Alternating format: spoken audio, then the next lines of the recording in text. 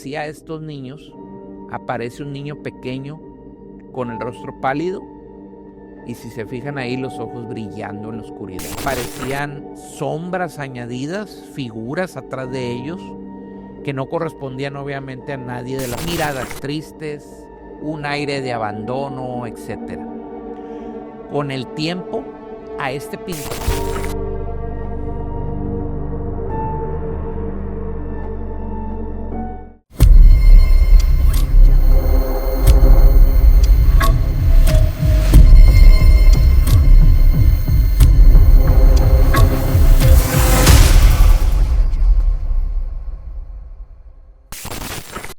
¿Qué es más inquietante? ¿Una fotografía que captura lo imposible o un lienzo o pintura que trae consigo desgracia? Bienvenidos a un nuevo episodio de Testigos de lo Desconocido. Mi nombre es Jan y el día de hoy seré su host. Y hoy tocaremos el tema de fotografías y cuadros malditos. Y para esto tendremos a un gran invitado, a nuestro host de siempre, Chava Gil, el cual cuenta con más de 30 años de experiencia en fotografía. ¿Cómo está, Chava? Bienvenido. Hola, ¿qué tal? ¿Cómo están? Aquí pues me toca ahora de este lado, pero aquí como siempre al pie del cañón, ¿no? Bueno, antes de analizar pues este tema tan interesante, tengo que hacerte una pregunta, Chava. ¿Es posible capturar fantasmas? Bueno, desde el punto de vista técnico, una cámara pues no hace magia, ¿no? Lo único que captura es luz reflejada o emitida por algo frente al lente. Si un fantasma existiera como entidad visible, pues de alguna manera u otra debería de interactuar con la luz, y pues se registraría en la foto, ¿no? El problema aquí es que muchas de las supuestas fotos de fantasmas muestran fenómenos que también pueden explicarse por errores fotográficos. La doble exposición, la trepidación, movimientos durante el disparo, algún reflejo o suciedad en los vidrios o lentes, la luz parásita, reflejos, halos, en fin, inclusive hasta polvos e insectos frente a la cámara, ¿no?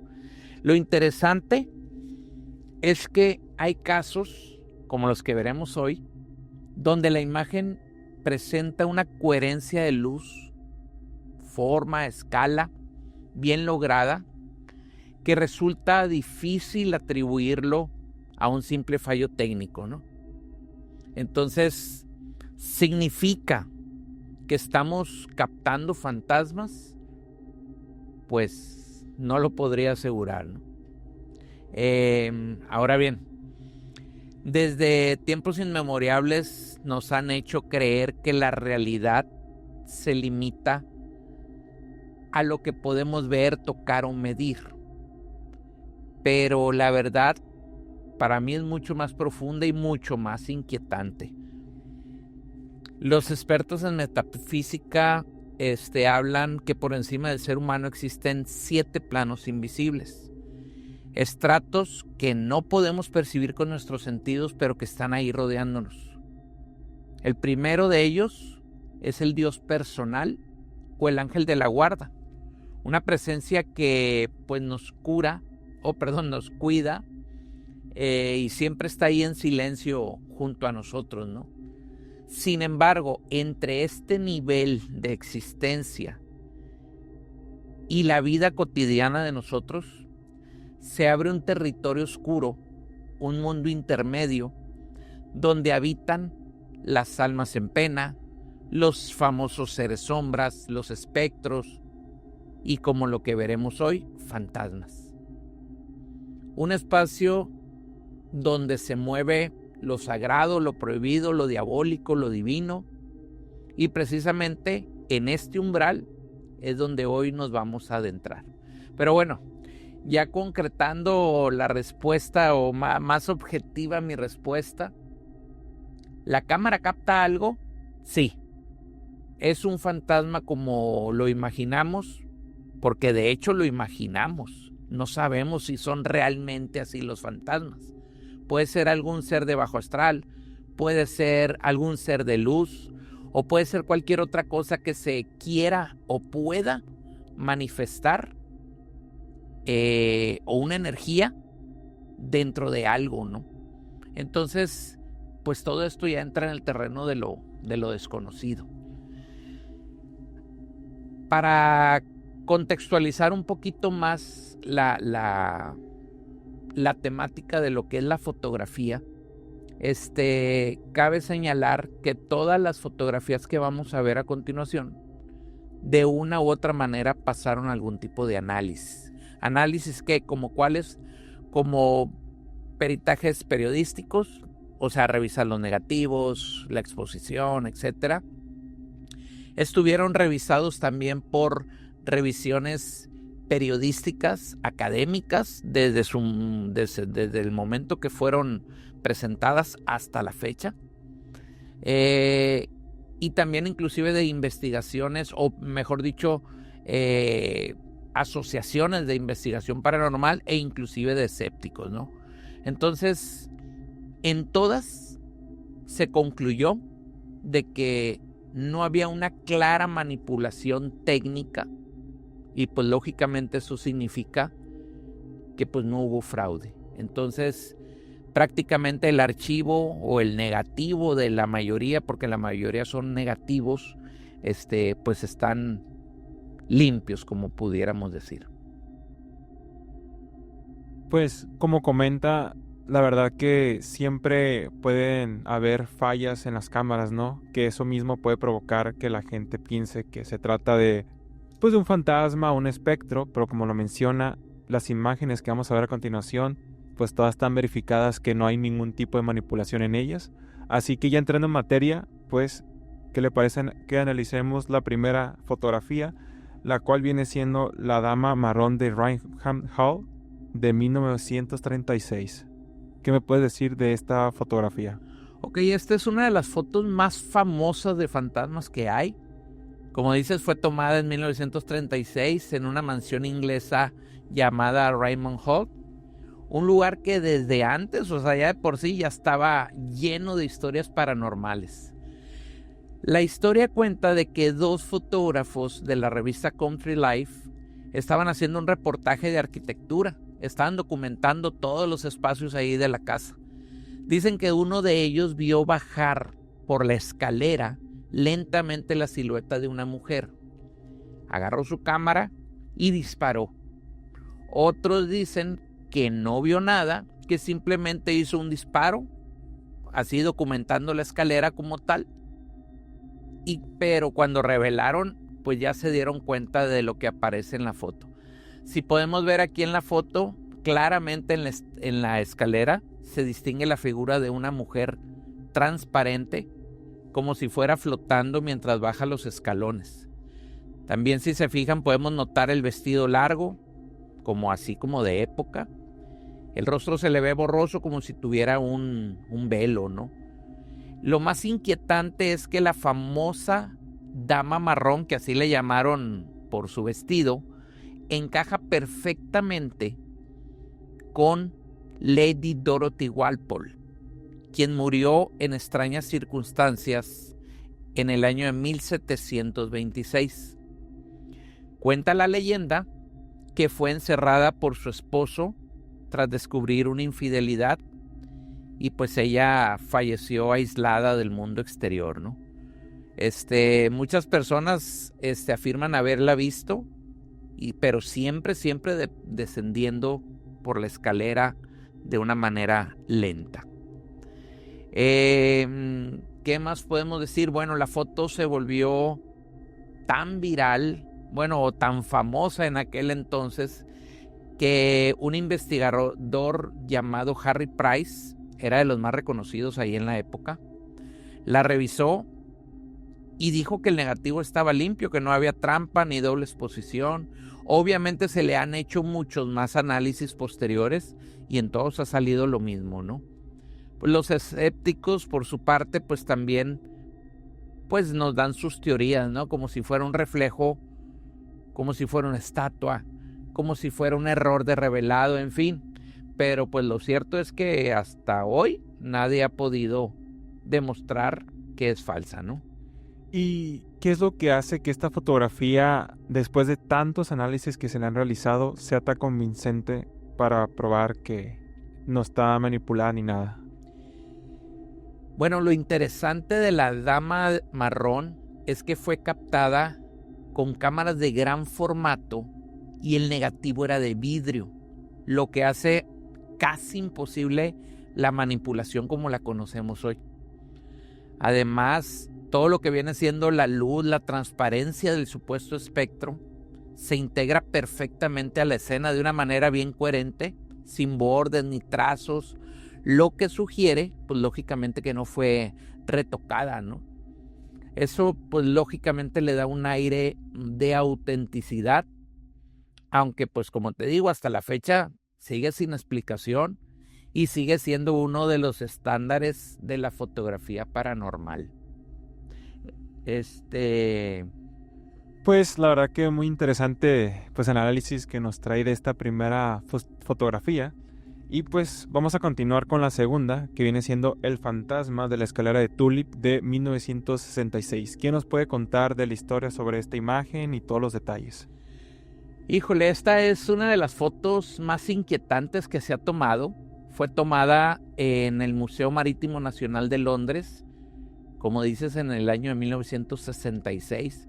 Pero lo curioso es que no fue un investigador paranormal ni nada de eso quien la tomó. Fue un reverendo llamado Ralph Hardy, quien solamente estaba visitando el museo como cualquier turista. Le gustó tanto la famosa escalera que decidió tomar una foto así como de recuerdo. Todo normal hasta ahí, nada raro ni nada, ¿no? Pero al revelar la imagen se encontró pues con algo que no se esperaba, ¿no? En la foto ahí pues podemos ver claramente el barandal de la escalera vacía, o al menos debería estar vacía, ¿no? Porque ahí pues podemos ver claramente una figura de un ser translúcido que aparece estar subiendo los escalones. Lo más escalofriante es que se distinguen dos manos fantasmales aferrándose, con fuerza ahí al pasamano, ¿no? Esta foto llamó, igual que la anterior, mucho la atención. Inclusive el propio museo pidió a expertos analizar el negativo. El resultado, pues como siempre, no había truco, no había doble exposición, no había ninguna señal de manipulación.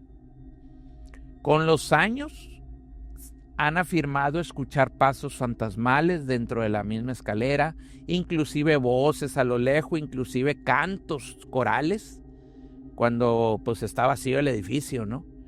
Algunos dicen que son monjes, otros dicen que pues son almas que quedaron atrapadas ahí.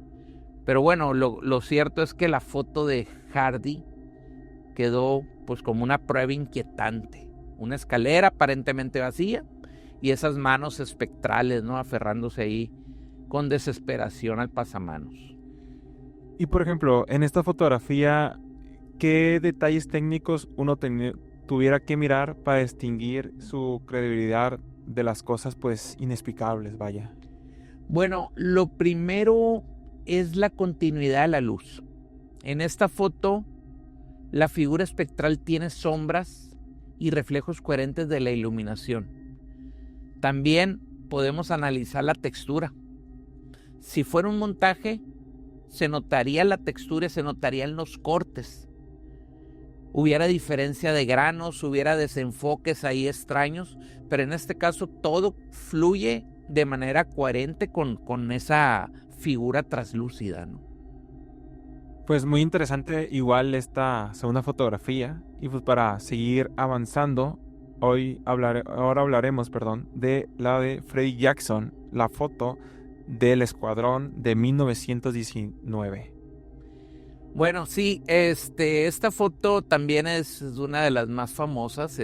Todo ocurrió en 1919, justo después de la Primera Guerra Mundial, cuando el escuadrón de la Royal Air Force se reunió para tomarse la típica foto grupal.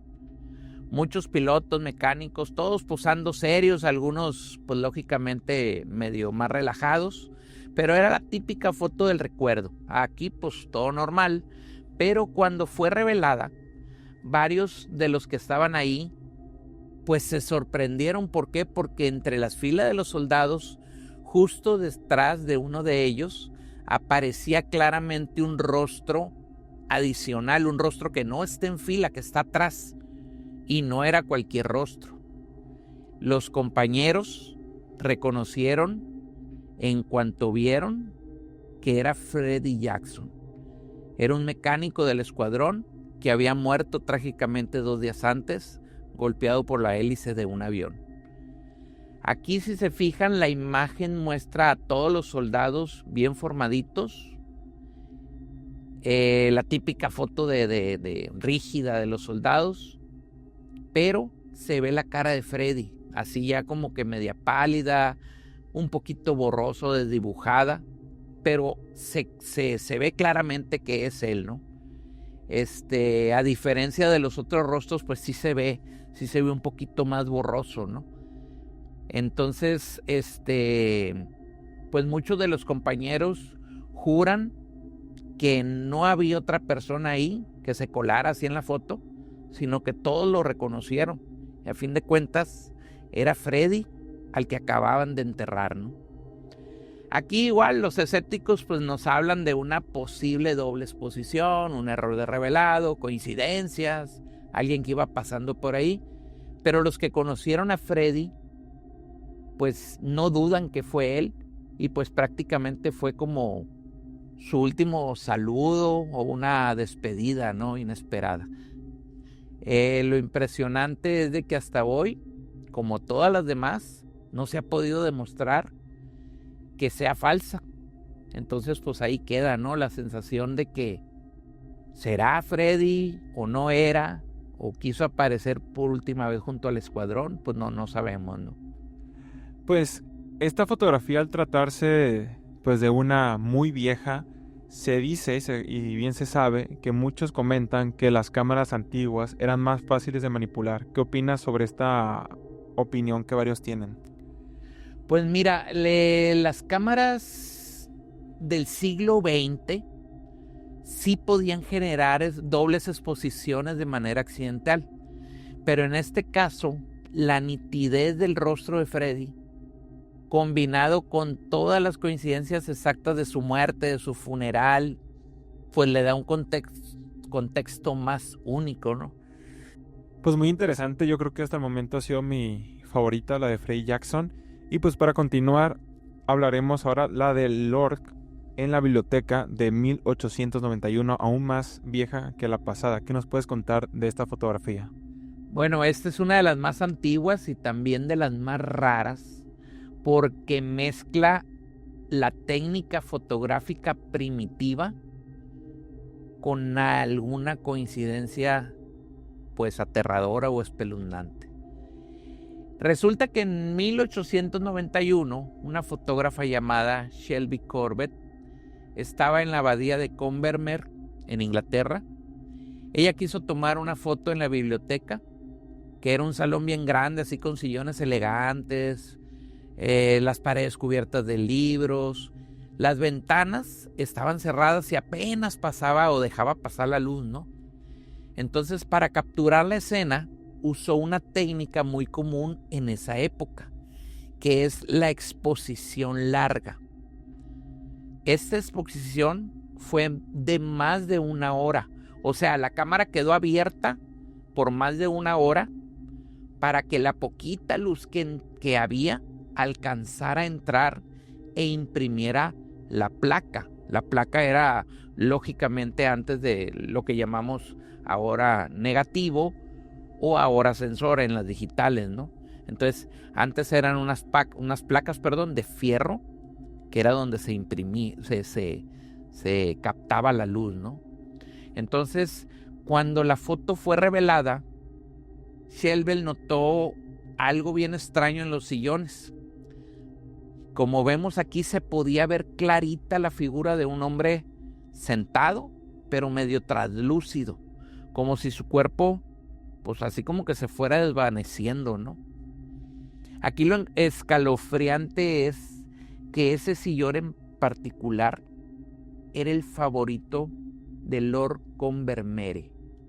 Era el dueño de la abadía, y lo más inquietante es que justo en ese momento en que se estaba tomando la foto, él estaba siendo enterrado en su funeral a unos cuantos kilómetros de distancia. La imagen, si se fijan, muestra el salón vacío, todas las sillas acomodadas, y en ella pues la figura espectral de un hombre con las piernas cruzadas, la cabeza ligeramente inclinada, sentado como si estuviera descansando. No se ve sólido, se ve semitransparente, lo que hace pues que se vea más perturbador, ¿no? Obviamente, como siempre, los escépticos pues dicen que probablemente fue un sirviente que pasó por ahí, alguien que se movió, alguien que se sentó y luego se paró, pero pues sería mucha coincidencia, y como les digo, con las técnicas que había en ese momento, no hubiera salido de esta manera, ¿no? Ya los peritos pues lo han analizado una y otra vez, y pues todo concluye en que esa imagen, igual que las demás, es real, y aparte como es más antigua, pues lógicamente es mucho más difícil de truquearla, ¿no? Y pues aquí sigue, ¿no? Esta foto tiene, después de 134 años, todavía sigue desconcertando a cualquiera que la investiga, a cualquiera que la trata de checar si es o no, porque pues a fin de cuentas no tiene explicación. ¿Y tú qué opinas, Chava? ¿Crees que se trata de una casualidad o en sí de una despedida del más allá? Híjole, pues mira, esta imagen sí es más intrigante, porque fue, como te digo, por la exposición larga, casi una hora. Eso significa que si alguien pasa frente a la cámara, debería haber quedado pues borroso. Sin embargo, aquí vemos la figura completamente definida, la postura exacta en el sillón favorito del difunto Lord. Entonces, más que casualidad, creo yo que es una coincidencia demasiado perfecta, ¿no? Bueno, pues igual que las demás, muy interesante. Y ahora vamos a continuar con la siguiente, que se trata del monje de Newby de 1963. ¿Qué nos puedes contar de esta nueva fotografía? Híjole, para mí esta es una de las fotos que más me deja incómodo cuando la veo, porque la figura es tan clara que cuesta creer, ¿no?, que es un simple error. En el año 1963, un reverendo llamado K.F. Lord decidió tomar una foto en el altar mayor de la iglesia de Newby, en Yorkshire, Inglaterra. Era una iglesia antigua, las paredes son así como de piedra, la atmósfera muy solemne. Entonces el reverendo dijo, aprovechando que está solo porque ya había cerrado la iglesia, pues tomó la foto, ¿no?, por lo bonito del lugar. Pero al revelar la foto, pues se va encontrando esta figura, ¿no? A un costado podemos ver aquí, a un costado del altar, se ve la figura de un ser encapuchado de pie, mirando directamente hacia la cámara, ¿no? Lo inquietante aquí es que la figura no parece difusa como otras, sino que tiene el porte de un monje alto, cubierto con una túnica larga, pero el rostro, híjole, pues eso es lo que más me perturba a mí, ¿no? Se ve muy cadavérico, como si se tratara de un muerto de pie frente a nosotros, ¿no? Aquí la imagen muestra con claridad los pliegues de la túnica, las manos ocultas así en las mangas y la capucha cubriendo la cabeza, ¿no?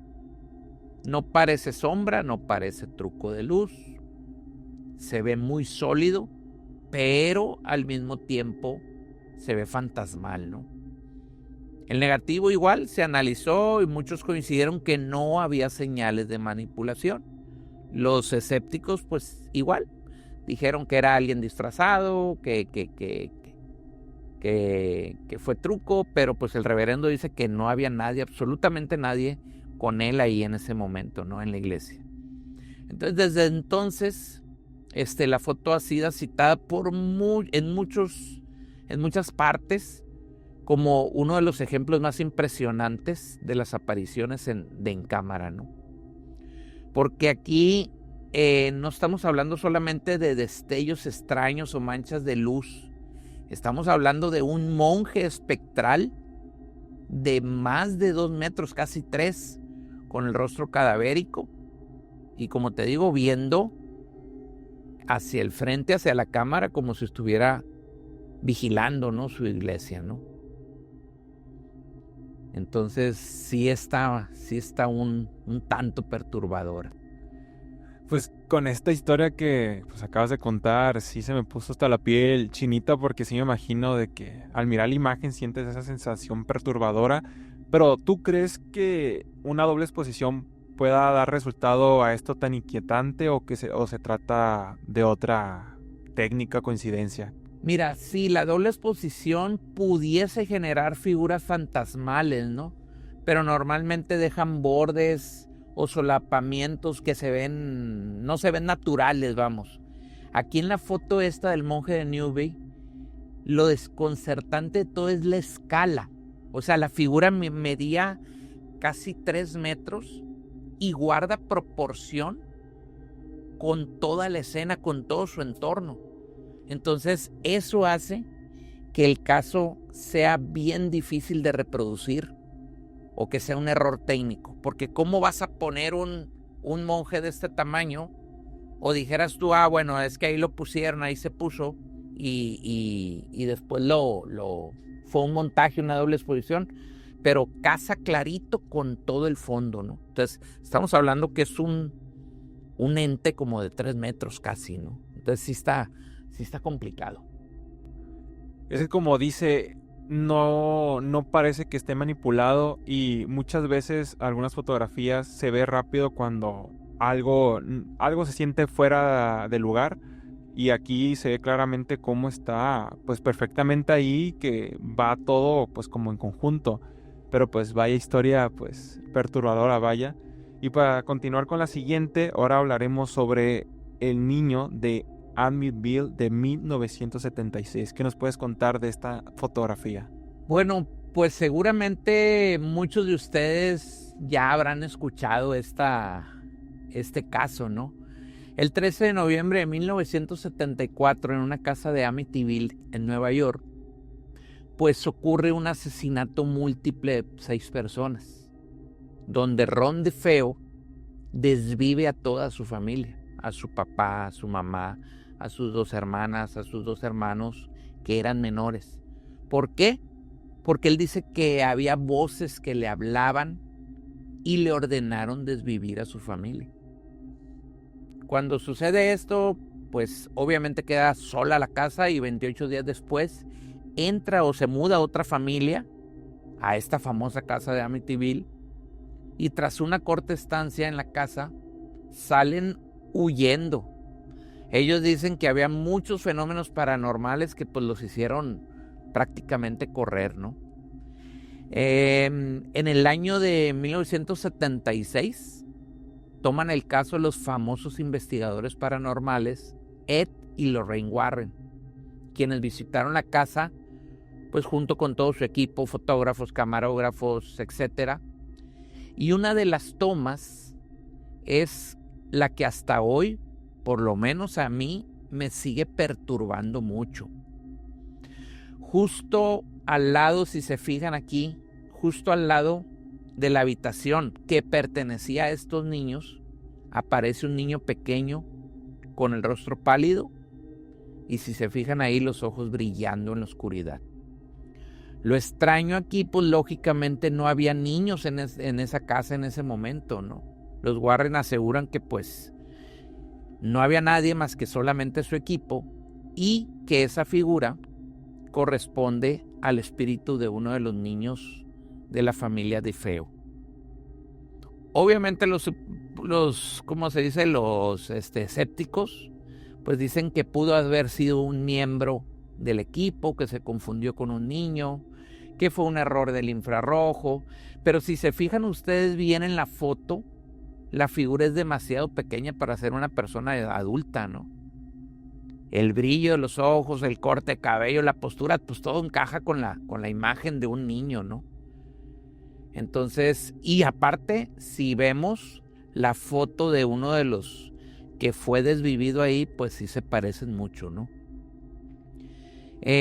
Con el tiempo, esta foto se convierte en uno de los íconos más fuertes del caso Amityville, porque sigue alimentando la duda, ¿no? Hasta ahorita dicen, ¿fue un error técnico o es una prueba realmente de que hubo o dejó huella esa tragedia en ese lugar, ¿no? Pero bueno, lo cierto es que aunque intenten darle una explicación lógica, esa mirada en la oscuridad, para mí sigue siendo algo muy aterrador. Es que después de un suceso tan perturbador, obviamente van a quedar esas como sensaciones, vibras o espectros en ese lugar. ¿Y tú crees que realmente se trata de un niño o, como dicen la mayoría, que se trata de alguien del equipo de los Warren? Híjole, pues mira, como te digo, se dice que corresponde a uno de los niños de los que murieron ahí, pero a mí me da la sensación que más bien es una entidad de bajo astral que se está haciendo pasar por niño. Yo veo la foto y por lo que me emana, siento que es una identidad del bajo astral, que se está haciendo pasar por niño, ¿no? Y es que bien dicen que las identidades pues malignas a veces toman la forma de personas como inocentes o personas que fallecieron familiares para llegar a uno, pero pues no se sabrá a ciencia cierta si se trata de un niño en verdad, un espectro o de alguien del equipo de los Warren. Sí, a mí la verdad esta foto en específico, sí me da la sensación de que no es un fantasma como tal, sino que es una muestra, o sea, es otra cosa, un ente, un ser de bajo astral que se hace pasar por niño. Sí, la verdad sí está muy perturbador. Sí, una muestra del más allá, vaya. Así es. Y pues ahora hablaremos de la siguiente fotografía, que es El abuelo detrás de la abuela de 1997. ¿Qué nos puedes contar de esta nueva fotografía? Bueno, pues empezando, ¿no? Para bajarle un poquito el terror a esto, escogimos también esta fotografía porque esa historia es un tanto especial, ¿no? No viene de una mansión antigua, no viene de un sitio embrujado, sino es de una familia común. Justamente por eso se me hace inquietante a mí. En el año 1997, una mujer llamada Denise Russell tomó una foto de su abuela durante una reunión familiar. Era un día pues normal, ¿no? Un día normal, la reunión normal. Pero meses después, al revisar las fotografías, la familia notó algo que pues prácticamente era imposible, ¿no? Detrás de la abuela, si se fijan, aparece claramente la figura de un hombre. No es una sombra, no es una forma así amorfa. Se ve perfectamente el rostro de un señor ya mayor, con el cabello canoso, su expresión seria, inclinado, así como que inclinado hacia ella, como si lo estuviera acompañando, ¿no? La sorpresa de todos, de toda la familia que reconocieron, mejor dicho, a este señor, porque ese señor era el esposo de esta mujer retratada, o sea, era el abuelo. Pero aquí lo curioso, el abuelo había muerto hacía más de 10 años. El negativo lo enviaron y pues como siempre no se encontró ninguna señal de montaje ni de manipulación. Y pues inclusive en el debate que hubo con los escépticos que decían que era otra persona, etcétera, pero no, ahí justamente podemos analizar que sí es perfectamente, se ve reconocido perfectamente el abuelo, ¿no? Aquí lo que más impacta de momento es que esta foto fue tomada solamente 3 meses antes de que la persona, o sea, la abuela, falleciera. Entonces, pues todos dicen que él ya venía por ella, que estaba como que esperándola reunirse con ella, ¿no? En lo particular, pues para mí esta imagen pues no me asusta, si se fijan, pues no asusta tanto, pero sí conmueve, como para decir que es un reflejo de amor, de que pues ni la muerte los pudo separar, ¿no? Aquí hay 2 cosas muy interesantes, de que se sabe que hay muchas ocasiones que en fotos familiares, después de verlas con el tiempo, uno nota como cosas particulares que igual se pueden tratar de errores de la misma fotografía. Y la segunda es también eso de que es muy común cuando abuelos fallecen y en un periodo de tiempo muy corto entre cada fallecimiento, que está eso de que van por ellas, y en este caso pues se puede tratar también de eso. Pero ¿tú crees que como se tratan de fotos familiares y es de la vida cotidiana, crees que eso lo haga como más perturbador al tratarse de seres conocidos cercanos a nosotros? Sí, definitivamente sí, fíjate. Una foto familiar pues transmite cercanía, transmite seguridad, transmite precisamente eso, ¿no? Una foto familiar, un recuerdo. Pero cuando ya aparece algo extraño en ello, pues ya rompe esa confianza, ¿no? Además, estas fotos pues generalmente no tratan de hacer el truco de le pongo el fantasma para asustar gente, ¿no? No, simplemente pues son registros casuales del momento, del recuerdo. Y pues como te digo, cuando aparece algo ahí, pues sí se hace más inquietante, porque el fantasma no solo está en la casa, en el lugar donde están, sino que ya se cuela a la parte más íntima, que es la familia, ¿no? Pues sí, como lo comenta, son fotos que salen de la nada, o sea, no es como que vamos a hacer un truco para que después se haga una historia paranormal. Son fotos cotidianas, pero pues muy interesante, y más cuando se trata de fotos de seres queridos. Y pues continuamos con la siguiente fotografía, el cual es el Skeletor de Hampton Court del año de 2003, un poco más reciente a las demás. ¿Qué nos puedes contar sobre esta imagen, Chava? Bueno, esta imagen o esta historia, igual que esta anterior que acabamos de ver, ya no pertenece a épocas antiguas, como lo mencionas. Ya no son épocas victorianas, ni negativos antiguos, ni nada de eso. Es mucho más reciente. Y lo curioso es que no fue tomada ni por un turista, ni por un investigador paranormal, sino fue tomada por el sistema, mejor dicho, de seguridad del Palacio Histórico. O sea, por el circuito cerrado de seguridad. En el año de 2003, en Hampton Court Palace, allá a las afueras de Londres, la cámara del circuito cerrado captó algo bien extraño. Este palacio, que fuera residencia de Enrique VIII, desde antes ya tenía fama de estar embrujado. Los guardias y los visitantes, pues lógicamente hablaban de muchas experiencias, ¿no? Puertas que se abrían, se escuchaban pasos, gritos, cosas que se movían, etcétera. Pero un día, las alarmas del sistema de seguridad se activaron porque una de las puertas cortafuego se abrió violentamente, como si alguien lo hubiera empujado así con una fuerza brutal desde adentro. Los guardias, al revisar las cámaras, encontraron algo que se les hizo bien extraño, ¿no? Les heló la sangre. ¿Por qué? Porque se ve claramente, si se fijan aquí, se ve claramente una figura alta con una túnica oscura, encapuchado, y lo que muchos describieron en su momento se ve esquelético, se ve cerrando la puerta pesada. Y pues muchos de los medios, porque como se veía así esquelético, lo bautizaron como el Skeletor de Hampton Court, ¿no?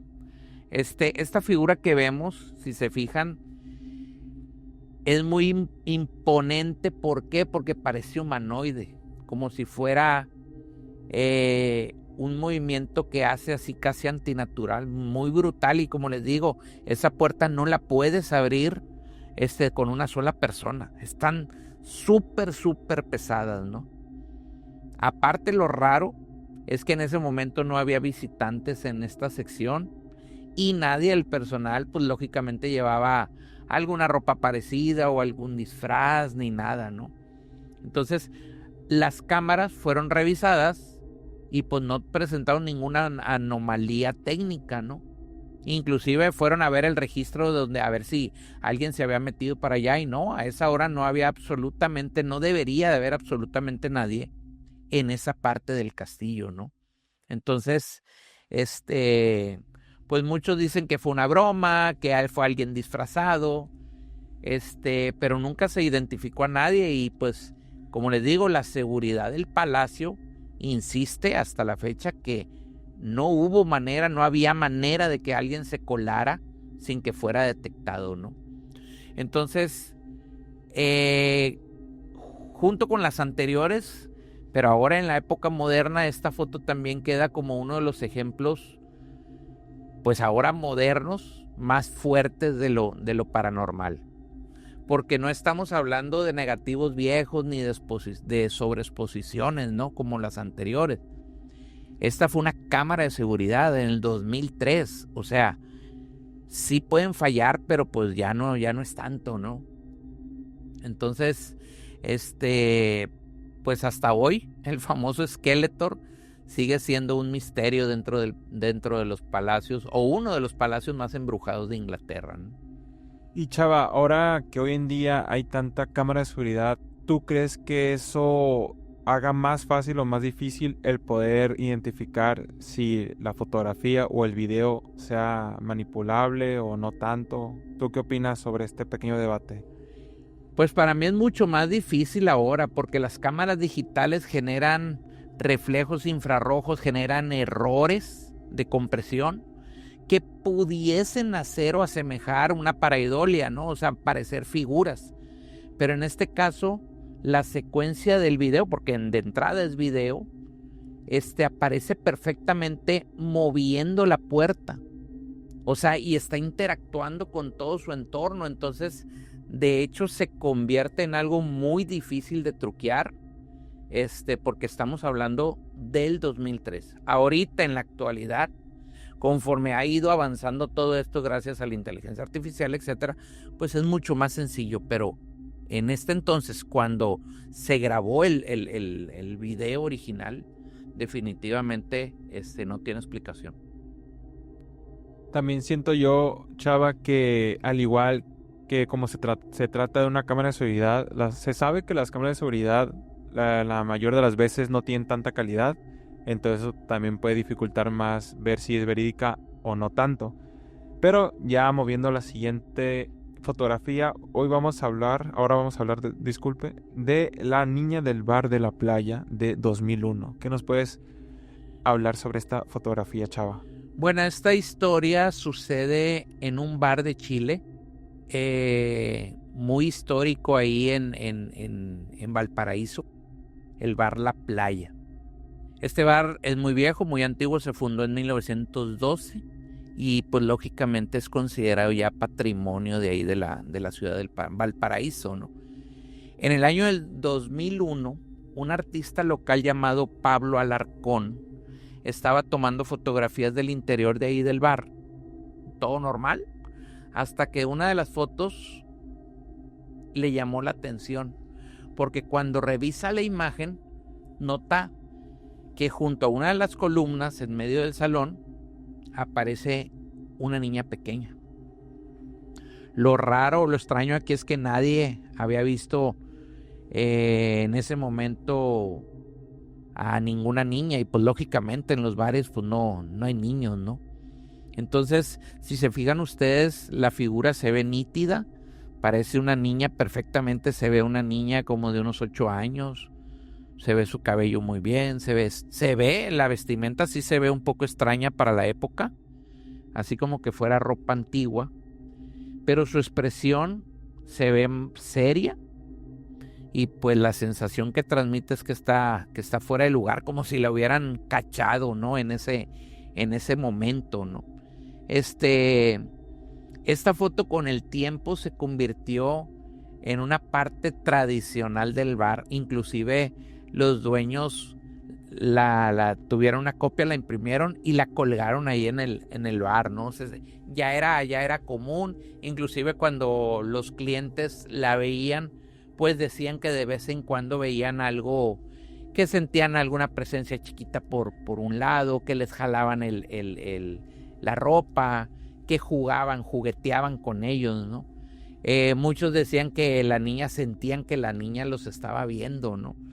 Entonces, esta foto, lejos de pasar así desapercibida, pues se convirtió en un símbolo del misterio ahí de la ciudad de Valparaíso, ¿sí? Como siempre, los escépticos pues dicen de que pudo haber sido truqueada, pero pues bueno, la foto sigue ahí, ¿no? La foto sigue ahí, se puede aclarar que nuevamente esta también se ha pasado por muchos filtros, ha sido muy investigada y pues hasta la fecha no hay truco, ¿no?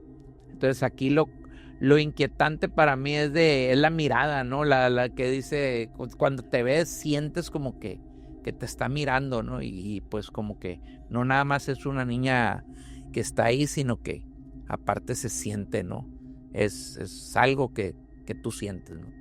Sí, la vibra pues obviamente se siente diferente y pues igual se puede tratar de la típica historia de que la niña falleció hace mucho tiempo y pues hizo su aparición en esa fotografía, pero pues aquí el bar pues lo utilizó como hacerlo más atractivo, entonces ya los turistas pues ya van como eso, como para vivir la experiencia y pues saber más de la historia de la fotografía esta, Así que es. lo hace pues más interesante aún.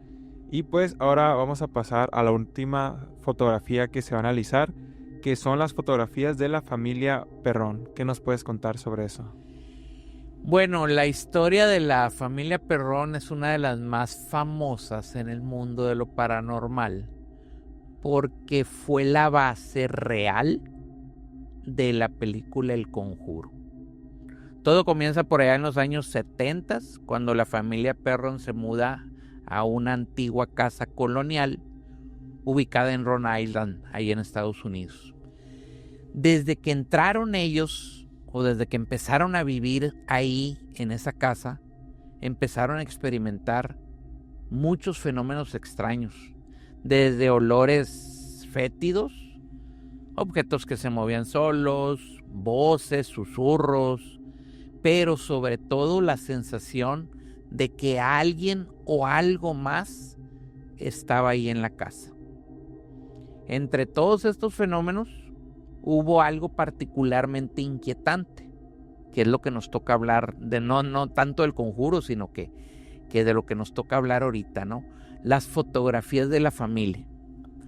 Las fotografías de la familia que se tomaron durante esa estancia, que estaban ahí, que quisieron registrar pues el momento, ¿no? de estar en su casa nueva y todo.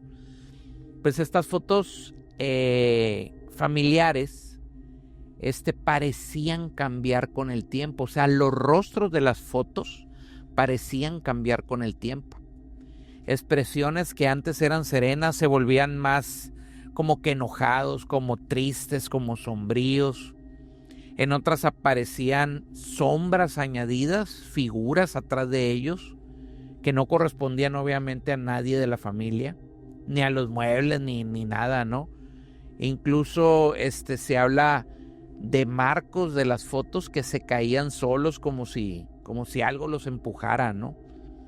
Las fotografías reales pues no siempre se publicaron así en medios abiertos como prensa o así, pero la familia afirmaba que estos servían como prueba de que la casa estaba infectada por presencias, ¿no? Según los Warren, estas fotos no tenían defectos de revelado ni nada por el estilo, sino que eran manifestaciones demoníacas que utilizaban a los retratos como una forma de intimidación, visual. O sea, intimidaban a la familia. Lo más perturbador aquí es que la familia recordaba haber visto esas fotos colgadas normal y al día pasaban y notaban que cambiaba algo en ellas, como si las mismas entidades de la casa o la casa se metieran en sus recuerdos y los deformaran, ¿no? Hoy en día estas fotos forman parte del mito de la casa Perron. No son imágenes borrosas, no tienen luces extrañas, no tienen, simplemente, como pueden ver ustedes, son fotografías familiares completamente normales, pero he ahí el misterio, ¿no? Que cuando estaban colgadas en esa pared, automáticamente empezaban a deformarse esas fotografías y después, pum, volvían a la normalidad, ¿no? Entonces, como decíamos ahorita con el caso de la abuelita, ¿no? Eso es lo inquietante. ¿Por qué? O sea, ¿qué pasa cuando hasta en las fotos de tu familia se meten, ¿no? Sí se convierte en algo muy feo, recordándote cada momento de que están ahí contigo, dentro de tu familia, y ha de ser muy aterrador eso, ¿no? Pues la verdad que las 10 historias detrás de cada de estas fotografías, pues vaya que son perturbadoras, ¿no? Pero te tengo que hacer una pregunta, Chava. ¿Tú crees que cuando una foto alimenta tanto una historia de terror, la hace más creíble o más dudosa? Bueno, desde la foto, lo que ocurre ahí en la foto como tal, pues es un sesgo de confirmación, ¿no? O sea, cuando el público ya cree la historia, cuando ya estás como que premeditado a eso, pues empiezas a ver sombras, empiezas a ver detalles, paraidolias que dices, mira, esto es una prueba, ¿no? Pero sí lo vuelve más, desde el punto de vista técnico, sí lo vuelve más sospechoso. Pero a nivel narrativo, a nivel paranormal, pues las convierte en unas imágenes icónicas y que pues lógicamente van alimentando este mito, ¿no? Pues ya hemos visto cómo una cámara puede captar cosas perturbadoras, pero ¿qué pasa cuando ya no se trata de una cámara, sino de en un lienzo o un cuadro? Y para comenzar pues nuevo tema, ¿tú crees que una pintura puede estar maldita, Chava? Bueno, desde el punto de vista así técnico, artístico como tal, ¿qué es un cuadro? Un cuadro es un pigmento sobre un lienzo o una madera, nada más, ¿no? No hay nada en la pintura como tal que digas, esta pintura, este pigmento va a provocar algo paranormal, ¿no? Sin embargo, se vuelve maldito cuando pues se juntan algunos factores para ello, ¿no? Número 1, el contexto de la creación. ¿En qué momento estaba el artista? ¿Cuál era su estado emocional? ¿Se asociaba o no con rituales extraños? Número 2, la carga psicológica del espectador. También tiene mucho que ver que la imagen sea un tanto perturbadora y eso pueda generar ansiedad, inclusive pesadillas o hasta sugestión, lo que te puede llevar a decir, mira, esta pintura tiene el poder o está maldita por algo, ¿no? Y número 3, las coincidencias históricas. Como vamos a tocar un ejemplo de una de ellas, ¿no?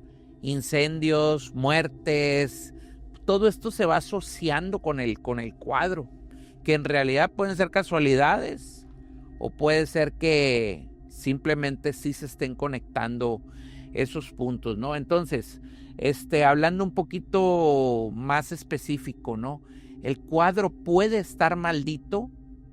Pues yo creo que no, porque es un objeto inerte. Pero culturalmente y psicológicamente hablando, puede sí cargar una maldición que llegue a transmitir algo más, ¿no? Muy bien, pues ya para empezar con el análisis ahora de cuadros, vamos a comenzar con el primero que se llama Los niños llorones de Bruno Amadio. ¿Qué nos puedes contar sobre esta pintura?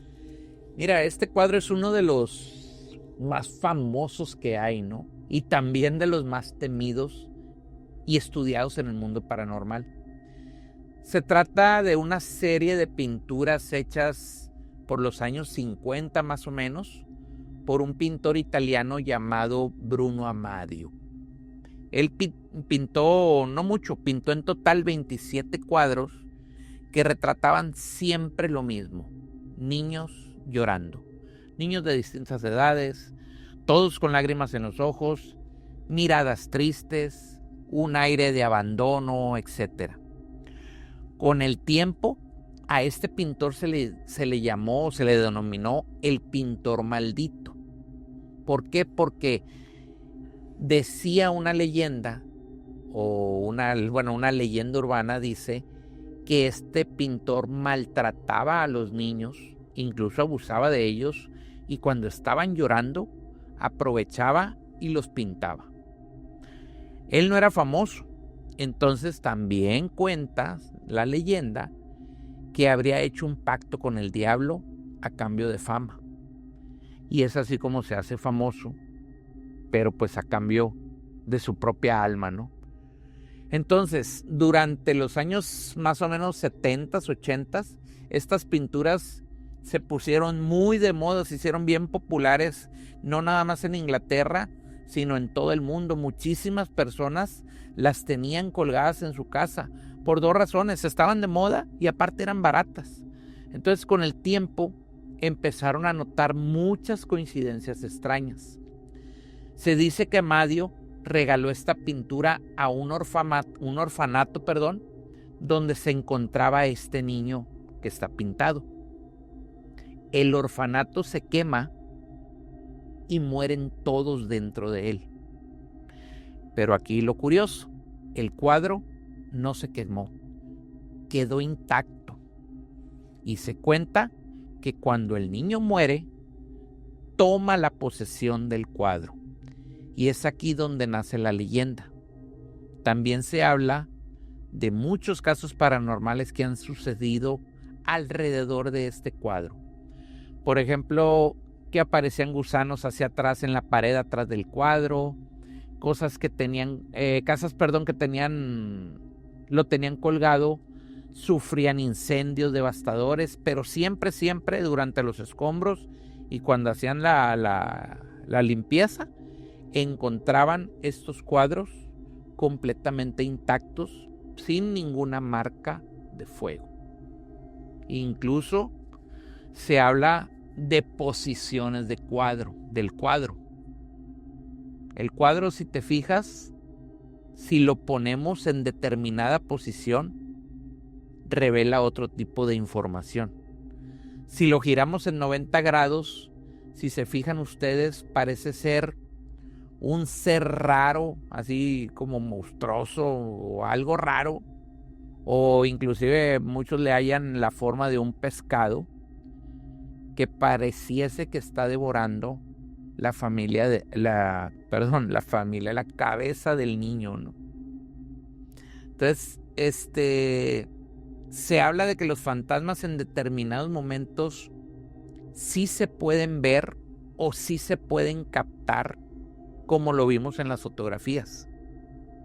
Pero como son más débiles y incluso no hacen nada, muchas veces son seres del bajo astral y estos se transportan o se meten en ciertas cosas, por ejemplo, en este caso, un cuadro, ¿no?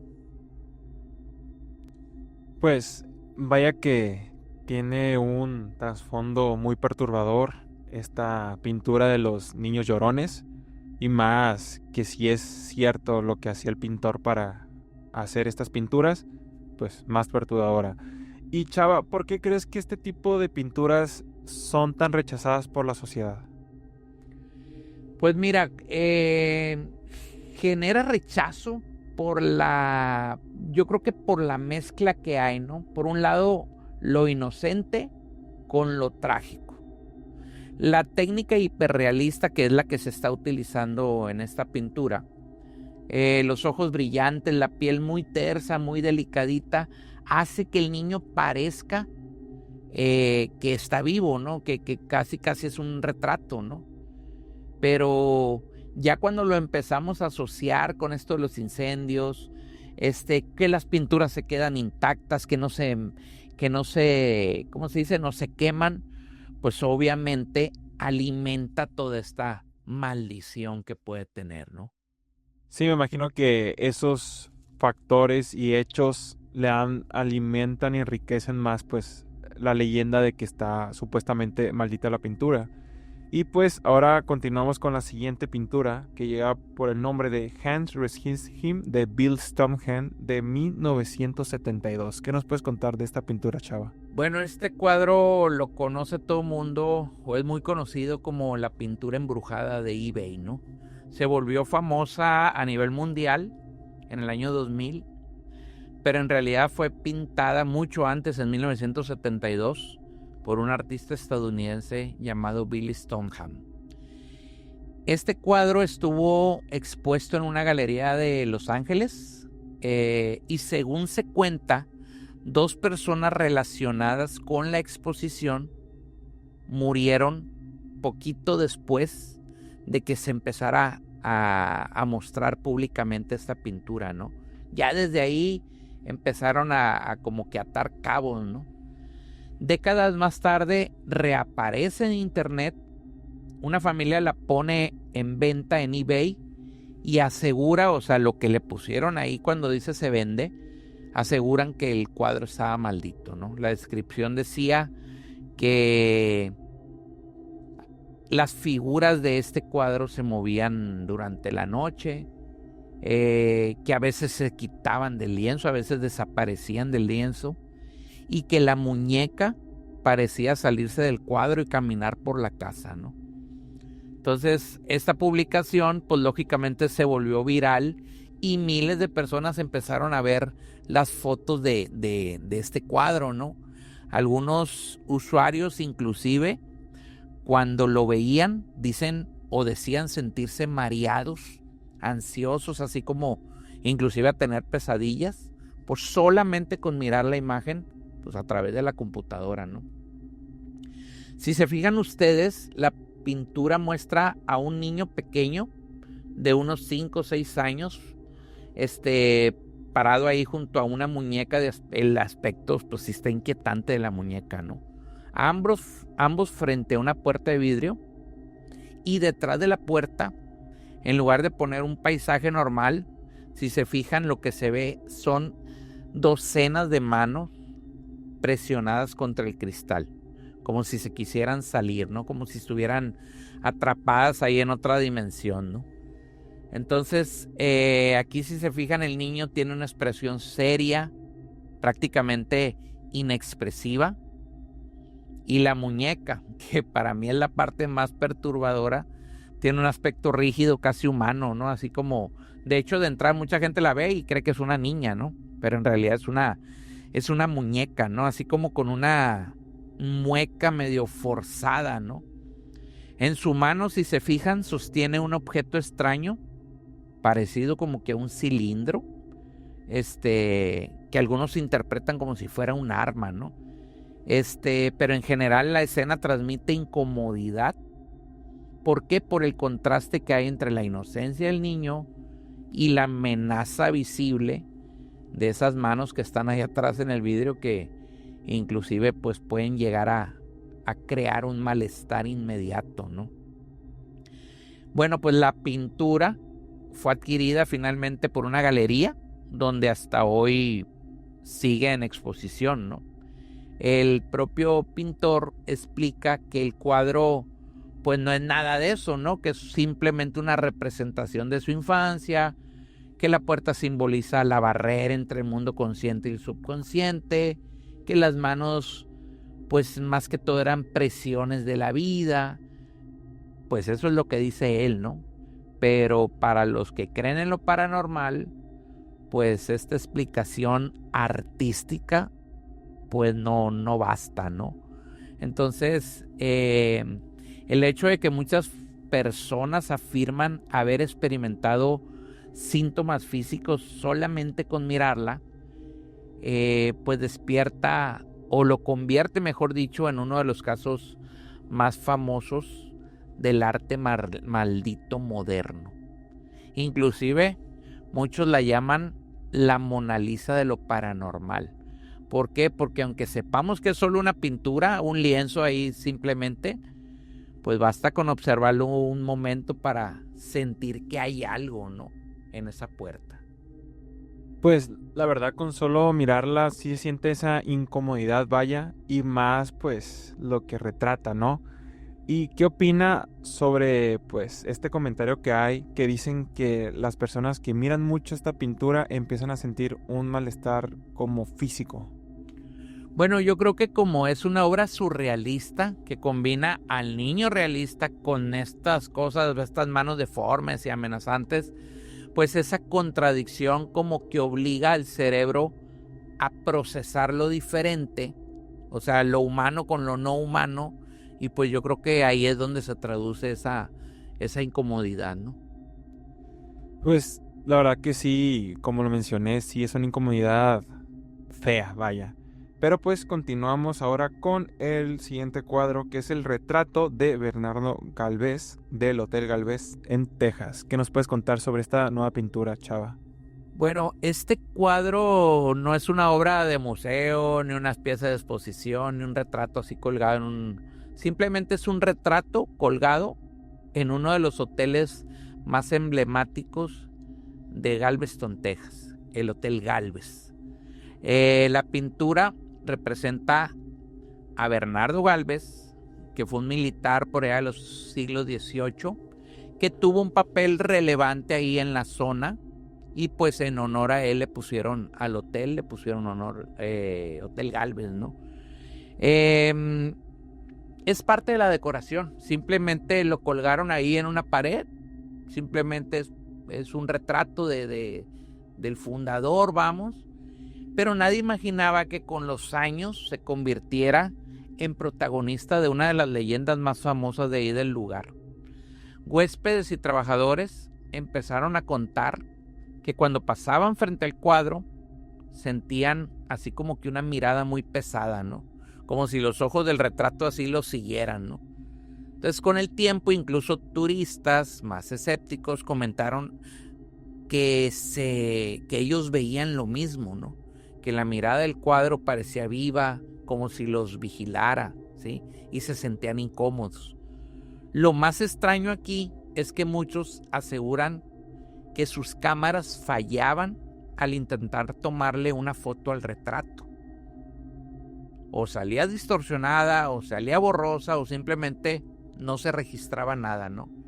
Entonces ahí dentro de la tradición local se dice que para evitar problemas hay que pedirle permiso en voz alta al propio Bernardo para tomarle una foto. O sea, le tienes que pedir permiso al retrato para que te salga bien. Si se fijan aquí ustedes, da la sensación de que no importa desde qué ángulo lo mires, siempre te está observando. Súmale ahí el rostro muy serio, la postura de autoridad, pues lógicamente eso hace que la mirada se vea más penetrante, ¿no? Lo curioso es que este cuadro ya es parte del tour fantasmal del hotel y muchos huéspedes solamente se hospedan ahí para ir a ver al pasillo y comprobar lo que realmente se dice de esta pintura. Algunos pues logran tomar fotos normales y otros pues captan cosas extrañas, manchas, rostros difuminados, etcétera. Pues Me parece muy curioso el hecho de que mucha gente, que no solamente ya sea el testimonio de solamente una persona, sino de que varios, que al tratar de tomarle foto, pues que no se logra apreciar en sí bien el cuadro. ¿Y tú qué opinas, Chava? ¿Que sí se trata de que alguien lo está defendiendo en sí ese cuadro o es más como invento que se fue haciendo más grande, pues para hacer más atractivo este tour de fantasmas que ya tiene el mismo hotel? Pues mira, para los escépticos, pues todo es sugestión, ¿no? Ya es poder de la mente. Pero si lo analizamos ya desde el punto de vista un poquito más objetivo en cuanto al arte, pues este es un retrato clásico con una típica mirada penetrante. Digo, no es el único, ¿no? Hay muchos retratos así. Estaba de moda ese tipo vamos, ¿cómo se podrá decir? De técnica, ¿no? Entonces, esta técnica hace que los ojos sigan al espectador. Y como te digo, era un recurso muy usado, sigue siendo un recurso muy usado en pintura, ¿no? Ahora bien, el reflejo del barniz en fotografías o en pintura sobre todo, pues puede dar la impresión de distorsión y pues ahí la sugestión es la que hace el resto, ¿no? Supongamos que tú ya conoces la leyenda, que pues ya obviamente empiezas a ver algo extraño en ellos, ¿no? Pero perdón, para los que sí creen en lo paranormal, pues la explicación es otra, ¿no? Bernardo Gálvez sigue vigilando su hotel y pues de una u otra manera quiere que si tú lo quieres captar, pues le tengas que pedir permiso, ¿no? Vaya que es una historia muy curiosa sobre este cuadro. Y pues para continuar, ahora hablaremos sobre la pintura de Love Letters de Richard King. ¿Qué nos puedes contar sobre esta pintura, Chava? Mira, de entrada, esa pintura se encuentra en el Hotel Dreiskill en Austin, Texas. Es uno de los lugares más cargados de historia, pero también de todo tipo de relatos, paranormales. Entre ellos, obviamente, destaca este cuadro pintado por Richard King llamado Love Letters. Si se fijan aquí, este retrato muestra a una niña pequeña inspirada por allá en la época victoriana, pero con el paso de los años, los huéspedes del hotel empiezan a notar que el cuadro no era tan inofensivo como parecía. Muchos aseguran que la imagen tiene algo inquietante, como si la niña pudiera cambiar de expresión a alguna hora del día, y que cuando la miran a veces la ven con otra cara, ¿no? Entonces la leyenda dice que el cuadro está conectado con el espíritu de Samantha Houston. Samantha Houston fue una niña de 4 años que murió trágicamente en el hotel al caer por una escalera de mármol mientras perseguía una pelota. Desde entonces, pues varios visitantes aseguran oír pasos de la niña, oír risas, dar la sensación de que alguien pequeño los acompaña ahí entre los pasillos, ¿no? Pero si analizamos la pintura, muestra a una niña rubia con un vestido blanco y un lazo azul ahí en el cabellito, ¿no? En una mano sostiene un ramo de flores y en la otra es una carta.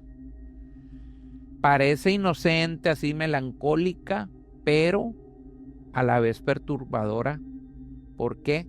Porque te está observando directamente, ¿no? Entonces, como les digo, muchos dicen que no siempre tiene la misma expresión. Algunas personas la ven sonriente, otros aseguran que su mirada es triste o incluso hasta desafiante, ¿no? Y aquí pues el detalle más desconcertante, como les digo, es la mirada penetrante, ¿no? Como si no fuera un simple retrato, sino una presencia real que está del otro lado del lienzo, ¿no? Los guías del hotel cuentan estas historias dentro del recorrido fantasmal y pues lógicamente a todo mundo le llama la atención, ¿no? Hay quienes juran haber escuchado inclusive el sonido de la pelota rebotando en los pasillos después de mirar el cuadro, ¿no? Y hay otros que afirman sentir un escalofrío inmediatamente al ponerse frente a este cuadro de la niña.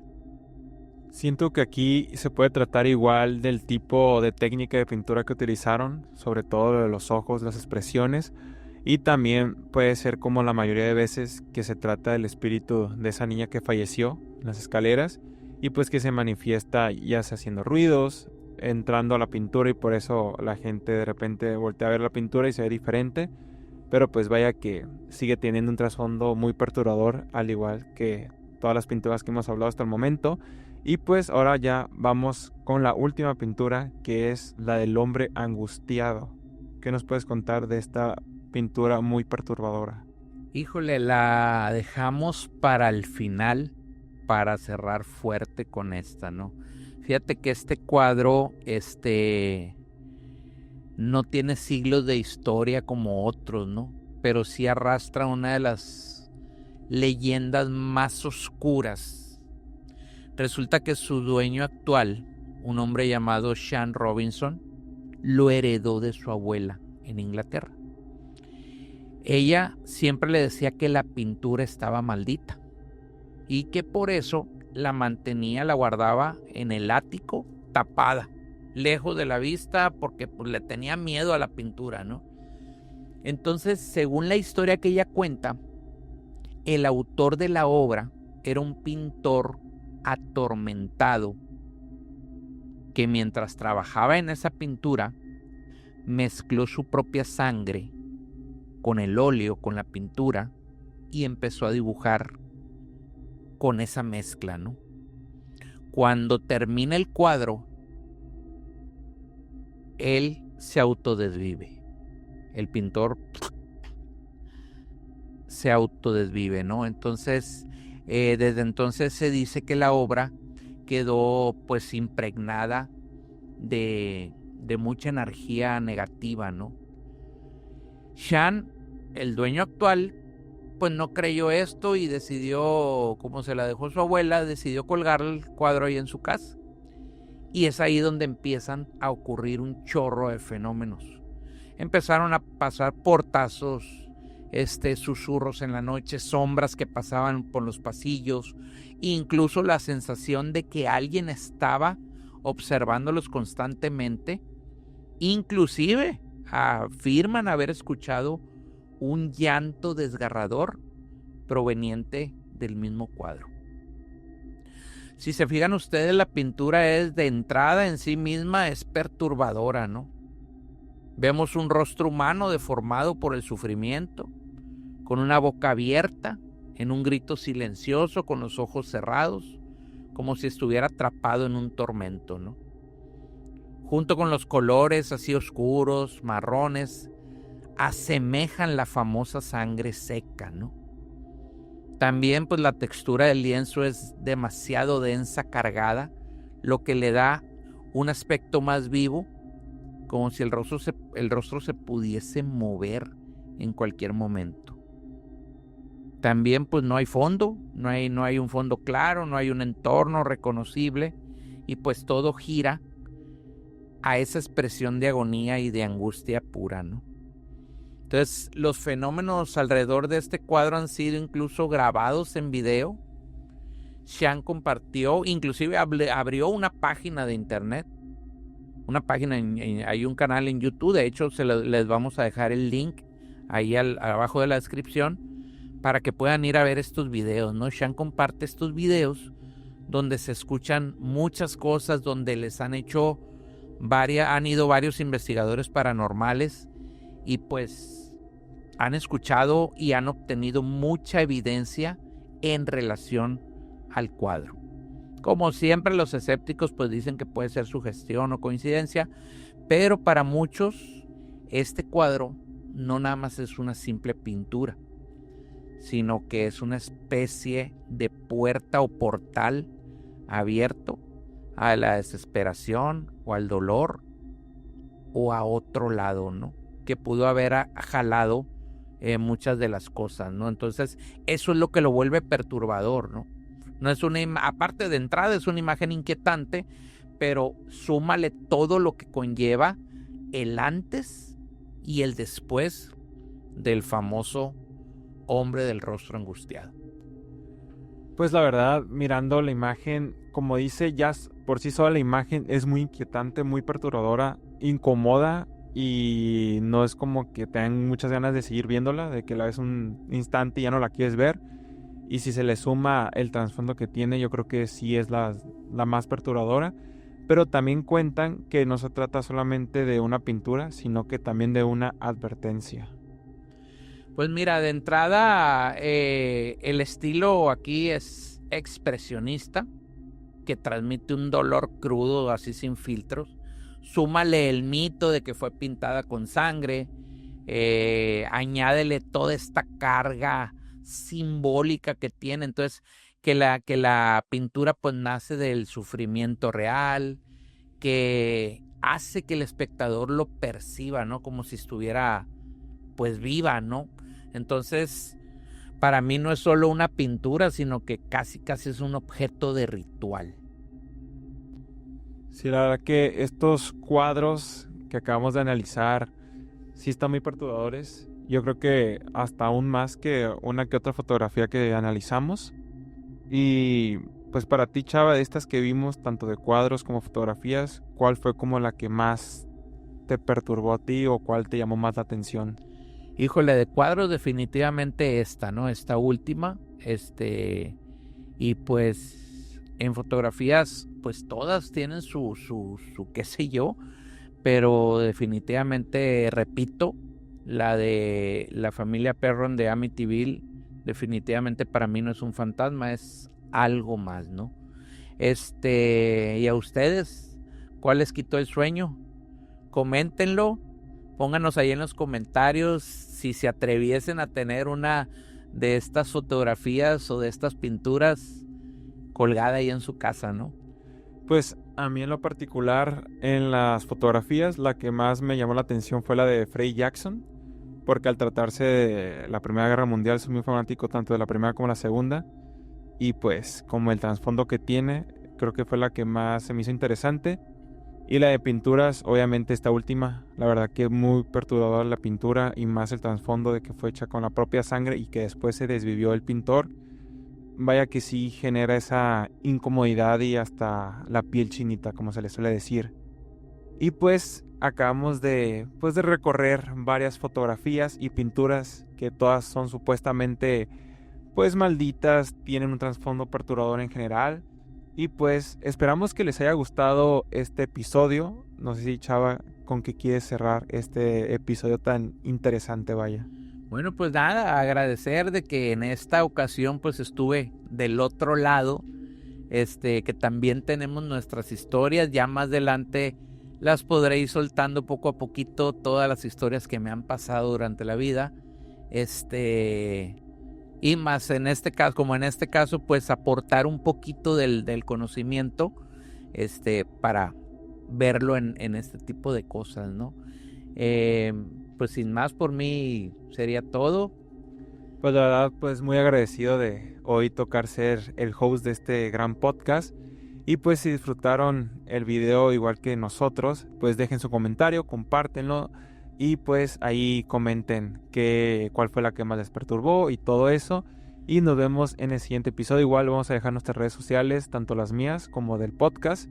Y pues nos vemos en la siguiente. Y muchas gracias, Chava, por ahora pues tenerte de invitado. Y no, al contrario, vamos a seguir haciendo más capítulos de estos. Pero pues ustedes nos los tienen que pedir, ¿no? Entonces si les gustó, suscríbanse, denle like, activen la campanita y nos vemos la próxima.